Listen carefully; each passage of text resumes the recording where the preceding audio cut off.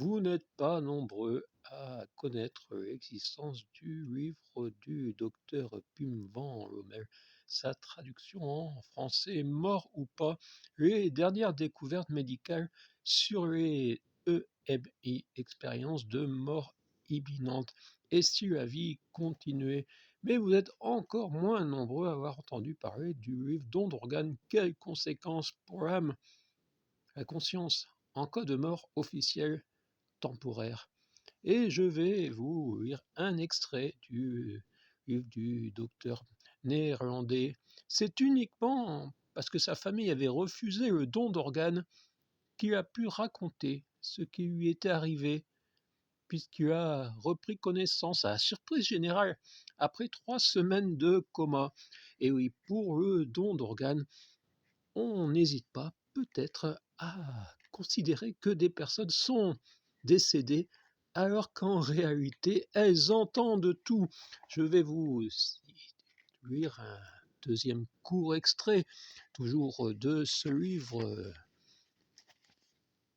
Elle avait notamment entendu son médecin et son mari évoquer une euthanasie passive.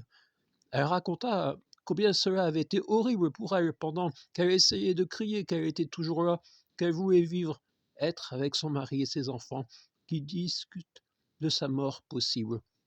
Voilà, la vie, la mort. Pas besoin finalement d'être vraiment mort pour le prétendu don d'organes, qui s'assimile parfois, on pourrait dire, à de la captation d'organes. Et dans ce bouquin, qui a été signé Stéphane Ternoise, je reprends des extraits officiels. À qui appartiennent les organes d'une personne décédée, se questionnait le député éminent greffeur Jean-Michel Dubernard à l'Assemblée nationale le 9 décembre 2003, en épiloguant sur les avantages de leur appropriation par la société durant l'entourloupe de la création de l'Agence de la biomédecine chargée de gérer le don d'organes priorité nationale, en décrétant des critères acceptables par le lobby. Ces prélèvements doivent être effectués dans les minutes qui suivent la déclaration du décès et les formalités ne sont pas compatibles avec ce temps très bref. Avec une question qui finira cette lecture rapide, courte. La mort officielle est-elle toujours réelle ou anticipée pour permettre usage et charcutage?